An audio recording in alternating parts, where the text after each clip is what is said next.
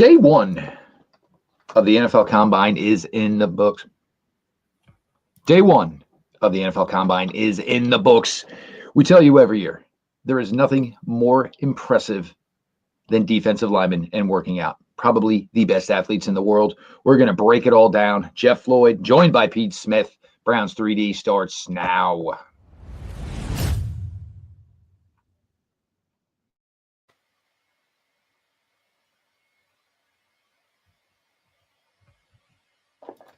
Welcome back, my friends, to the show that never ends, your daily delivery of all things Dog Pound. Browns 3D, brought to you by the OBR and our great sponsors, State Sharpening, Mower, Sales, and Service. I am your host, Jeff Lloyd. We are joined by Pete Smith. Certainly always appreciative.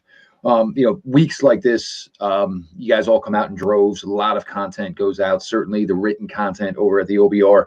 And you guys have been basically eating it up, and we appreciate all that. Joining us every night here on the streaming networks. Of course, make sure you subscribe to the OBR on YouTube and, of course, over on Twitch. You will have things I think I know about the Browns with Brad Ward later this evening as well, so stick around for that. Pete, I do want to get into the workouts from yesterday. But I do want to start here. It seemed like a lot of people were kind of leaking out like what they felt a consensus 1, 2, 3 was to this point. It seems Tennessee, and maybe the linking maybe to them to Sam Darnold makes this make sense. But, it seems they could be comfortable with Abdul Carter. Seems they could be comfortable with Travis Hunter. Then maybe possibility, Cleveland or New York would maybe try to have to bump themselves up to 1 if, they want to get what is ideally, I guess, in this scenario, Cam Ward.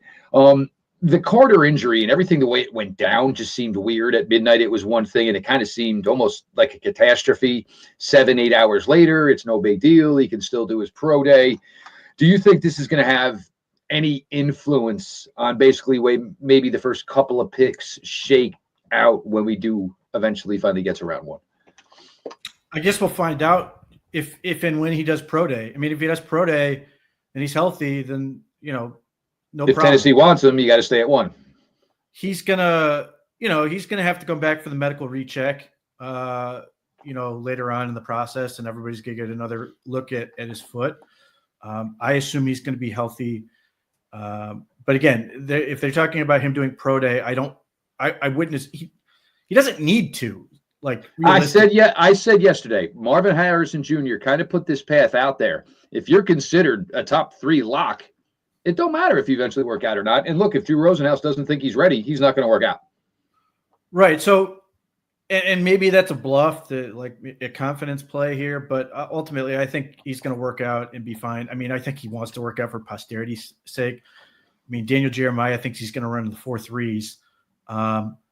Now, to me, ultimately, right now, I think the top of the draft is a binary choice, assuming that Cam Ward's hands are big enough. Either he's going to go 1 because somebody traded up to go get him, and the Browns are going to end up with Abdul Carter, or Titans are going to take Abdul Carter, and the Browns are going to be there either taking Cam Ward or trading down. I don't see another scenario at this point.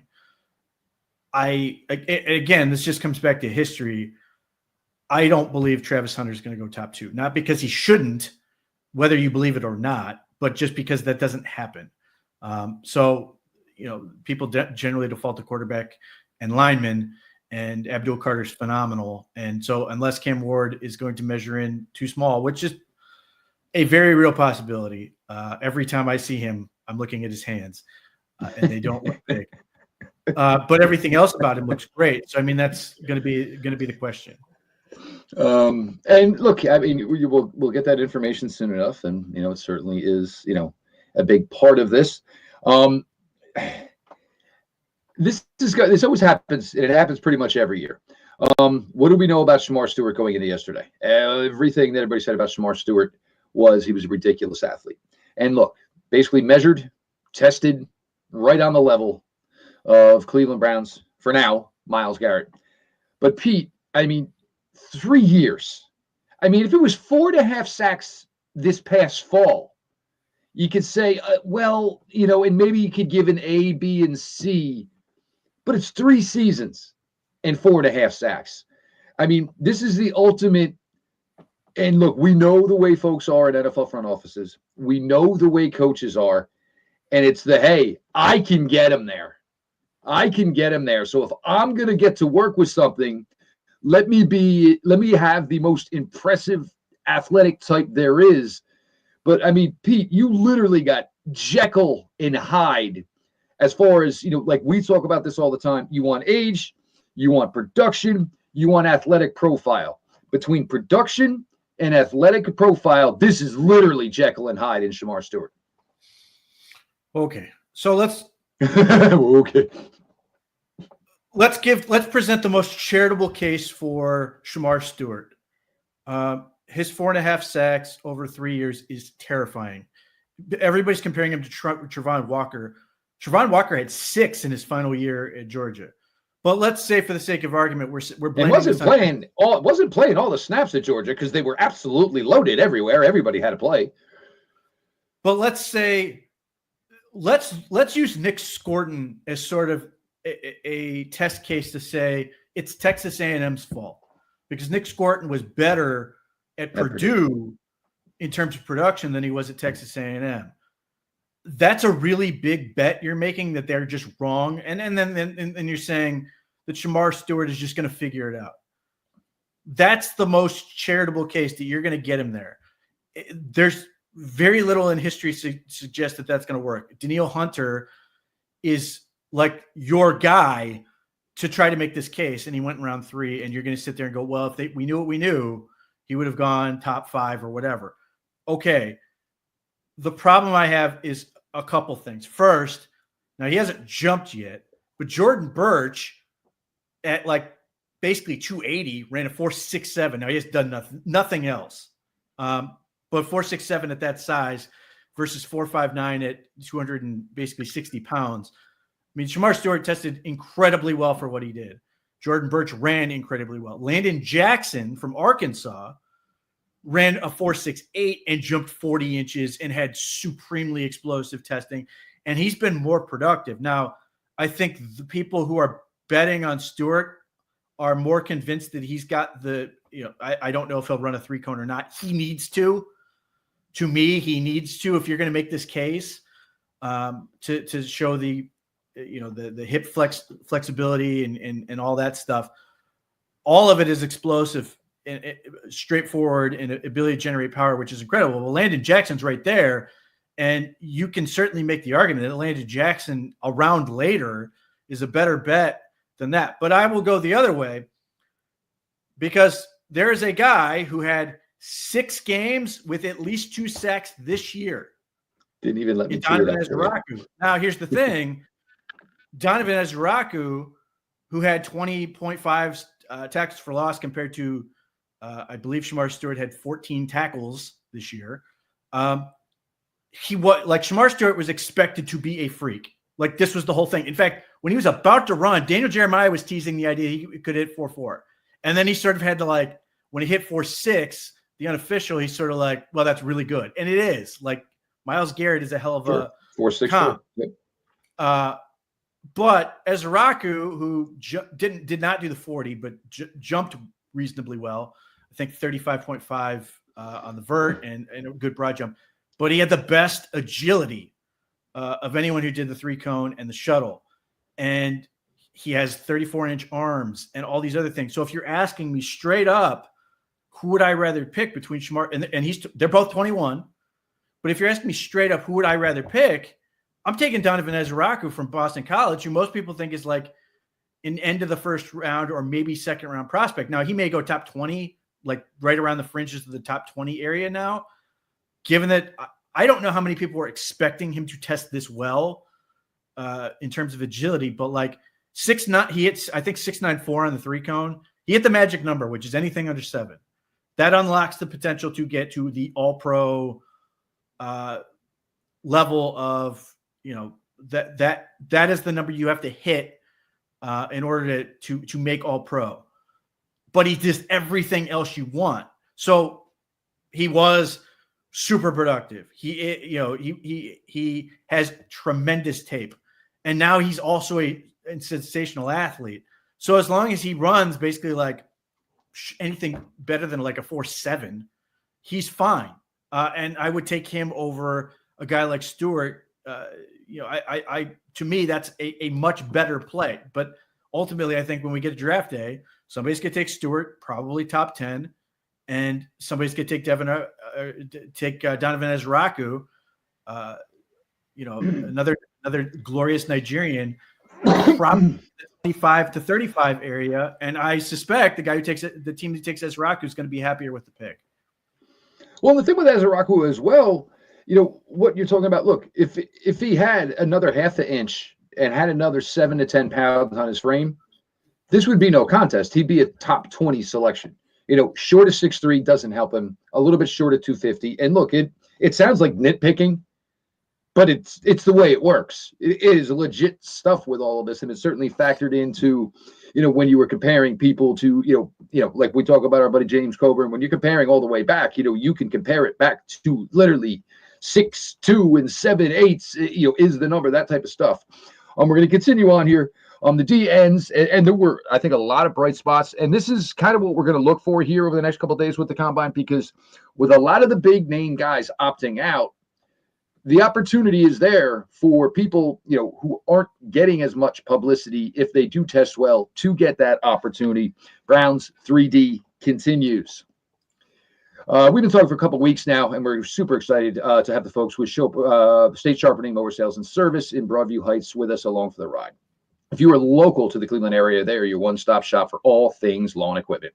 Listen, you want to spend your Sundays watching the Browns, not cutting your grass. Let the guys at State help you get your weekend back. They specialize in both residential and commercial equipment for Toro. The brand professionals have counted on for more than 100 years. Whether you're looking for a new, dependable, time cutter, zero-turn, genuine Toro replacement parts, or expert service from experienced technicians who keep your mower in peak condition, State has got your back. They are veteran-owned. The Kane family are lifetime Clevelanders, lifetime Browns fans, and proud supporters of us here at the OBR. Again, if you are local to Cleveland, State Sharpening Mower Sales and Service in Broadview Heights is your hometown team for all your lawn equipment needs. All their info is at statesharp.com, STATESHARP.com. Welcome, obviously, sticking around here. Make sure you subscribe, of course, the OBR on YouTube and, of course, over on Twitch. Make sure you're checking out the written content. I mean, we got some short videos coming out. You have Brad, you have Fred, plenty others out there in Indianapolis. These guys are pumping out a tremendous amount of content, so keep your eyes out for all of that. One where, and there's a couple of guys that are just kind of oddballs here right now. James Pierce from Tennessee is one of them, Pete. I think, the kind of the question there, and, it seems like you never want the "do you love it" question, kind of put, next to, anything related to, being an NFL prospect. It's there. He went out, he ran well. There's ups and downs. Then you get questions about, is he doing this because he wants to, or is he doing this because thinks he can make some money doing it? Pierce ran well, but still definitely a guy with a lot of concerns. Forgot his shirt. He forgot his shirt. I mean, it's not a great start. Look, I think the speed translates on tape. I do, between his struggles to get off blocks and showcase power, I think the profile backs up what you see on tape. He's extraordinarily fast off the ball, but when he doesn't get home, it's because he lacks these other things. So there's a lot there. I think he's probably more of a second round guy. The production's, he does have production. His pressure rate is like one of the best in the entire draft. It's higher than Abdul Carter's, but something is missing in terms of the power. Now, if your team, are you saying to yourself, we're betting that we can get a little more strength on him, that we can get a little more power. He's going to figure it out. Maybe, but that's probably not an early first round pick. That's probably late or second round. And you're sitting there going situational pass rusher, probably more in the Princely, Milan type sort of fit, which is certainly valuable. Like, you would love to have a guy like James Pierce, who does nothing but go after the quarterback. You just got to figure out the other elements to it. What is gonna get there for him, and is he just sort of a I don't know, is he just sort of an aloof type guy that like it doesn't sort of process for him the way it does for other people in terms of like having the sort of visceral things where you hear the guy talk and you're like, oh man, this guy loves the game and I want him on my team? Or is he just sort of the goofy guy who goes, sacks the quarterback, gets up and just sort of walks away and shrugs? Those are the things you've got to figure out sort of in the interview process. Last week we talked and we kind of highlighted, some of the DNs that are not necessarily getting, the hub and the pub of some others. Braden Swinson, certainly one of LSU, tested well. Your boy APR, Fadil Diggs. This is a class, and you're getting certainly with Carter, with Green, with Stewart's athletic prowess that he showed yesterday. But we've been trying to say, for 2 months now that this is a crazy, crazy deep group, and pretty much had it confirmed for us yesterday. Yeah, Braden Swinson's kind of interesting. Again, I think there's, if they get Abdul Carter, it obviously scratches that itch in a way that, that goes well beyond you're getting the best player in the draft. But if they let's say they get Cam Ward, they, to me, need somebody to sort of complement what Isaiah McGuire does well. And I'm hoping that Isaiah McGuire takes another step forward as a pass rusher. He's a phenomenal run defender. And if he can take that next step, great. You're going to have another great pass rusher. But I think the Browns need a faster guy to complement him. Isaiah McGuire is never going to be that guy. And when you are defending Lamar Jackson and some of these other quarterbacks who can create with their legs, I'm hoping the Browns can get another guy like that. And Antoine Powell, Ryland is certainly in that group. Now, he did not do agility, but he did really, really well in the straight line stuff. Super productive at Virginia Tech. I think he had 16 and a half sacks this year. Josiah Stewart, I don't think he did anything from Michigan.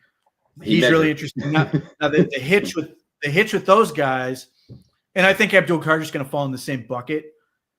They all have short arms and like 31 and a half inches, whereas Ezeiruaku is 34. Like 34 is what you want, especially if you're going to be that undersized guy and you can win with leverage and do some things like that, or just keep guys out of your frame.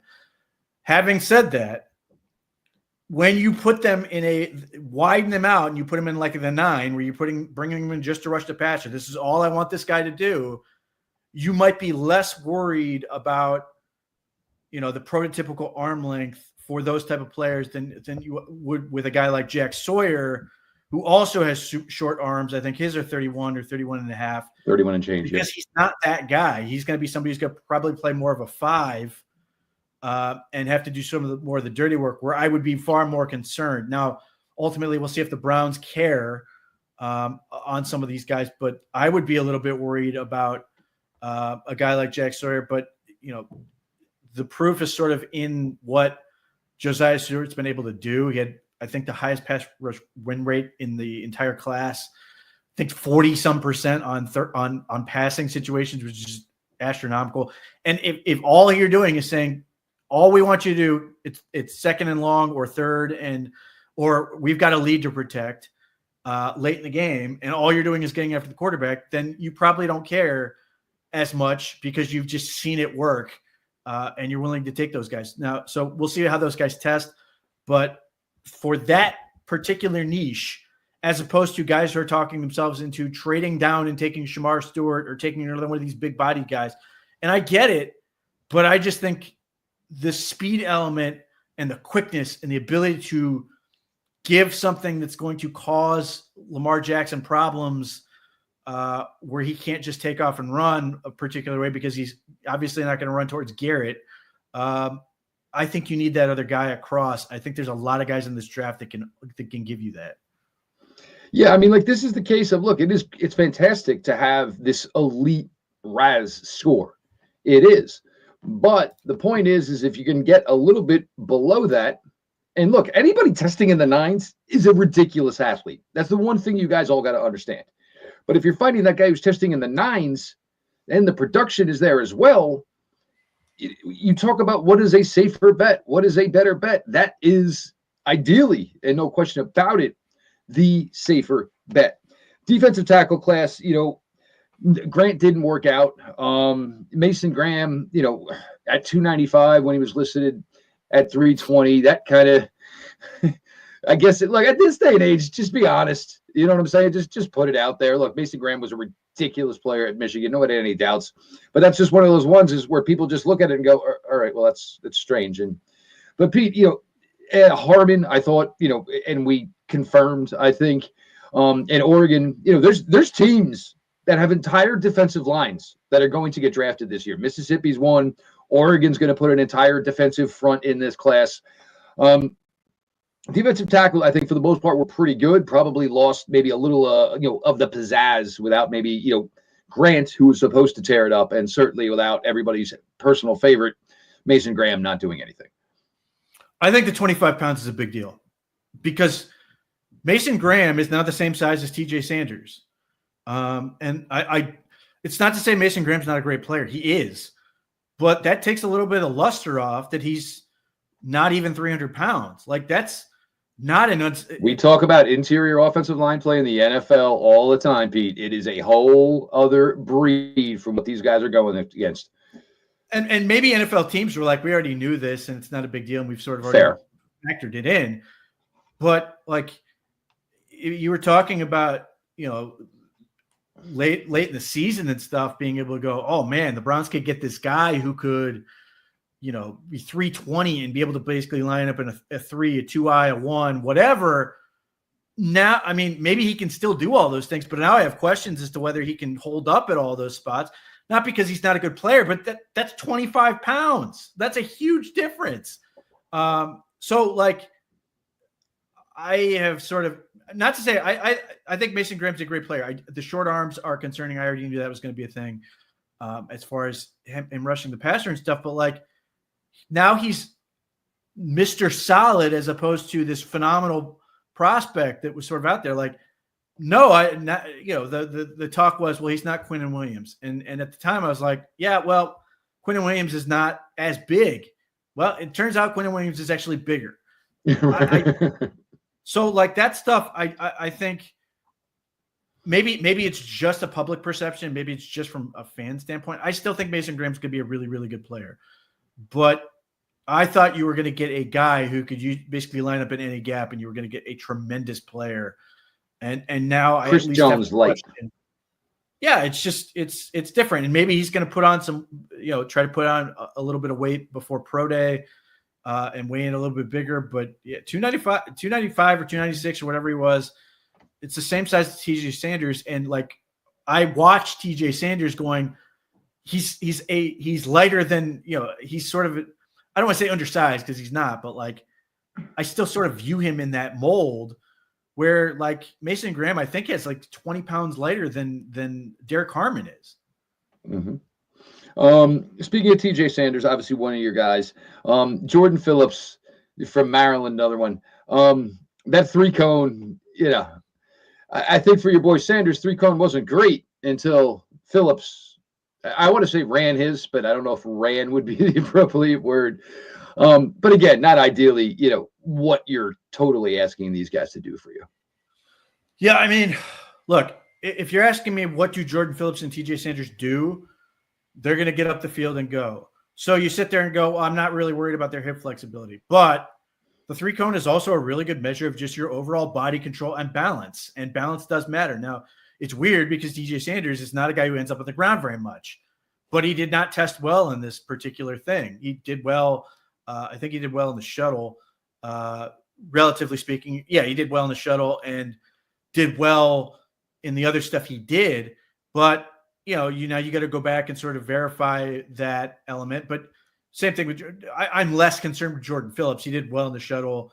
I'm more concerned with Jordan Phillips production wise. It's just not there. And you can go, well, he's a nose tackle and all this, but like historically speaking, the best nose tackles in football, with very few exceptions, tend to be productive in college. Like Vita Vea is sort of an exception, but a lot of those guys who are good in the league were good in college. And like, this is always the thing. And this is where I always have a problem with guys like Shemar Stewart or Michael Williams. You're asking guys who did not dominate, did not thrive against college competition to somehow be better against NFL competition. And that is obviously doesn't make much sense just on the face of it. So that's a bit like it's very easy for us to say player X will be a better pro than he was in college. The number of guys who actually get to that are few and far between. It does happen. It's not to say, it's a never thing. There's a reason this phrase exists, but I think we use it way too often, and you'll use it to sort of talk yourself into what is a inherently risky proposition. And ideally, you expect there to be a drop off as they step up in competition. You don't say, and for some of these guys, they need to triple their production going from college to the NFL to be worthy of it. It's just an astronomical statement to believe. It just doesn't happen. It's the rarest of rare, unless you get a guy who was injured his entire college career. It just to say those words out loud should kind of almost stop you in your tracks as far as believing that can be true. I'm going to be honest with you. Shemar Stewart's junior year, he had 8 tackles. He played 12 or not even 5 solo tackles. He played 12 football games. Like, that's like non-existent. He's on the defensive line. They're running right at him half the time. You can tell me about how he's playing gaps and he's sealing an edge and all this other stuff, but like at some point, get your hands on a ball carrier and put him on the ground because what is inevitably the complaint when they get to the league and you're sitting there going, none of my guys tackle. Well, you had all this reason to look at their college tape. Well, he didn't do it there, so why is he going to do it in the NFL? 5 tackles in a year. Like, so there's a quarterbacks who will have 5 tackles in a year because they're throwing interceptions. Crazy. I'm going to be honest, Pete. The linebackers, from who did some stuff yesterday, I came out pretty surprised. I think, they at least showed athleticism. And look, for the Browns, we have no idea. And I hope we get some clarity somewhere here in the next, 4, 6, 8 weeks, as far as, because linebacker could be a need, or it might not be much of a need in any way whatsoever. Yeah, I mean, I think the Browns' approach is going to dictate how they feel about the situation. But personally, in a world where JOK can never play football again, I still don't care about linebackers. I just don't.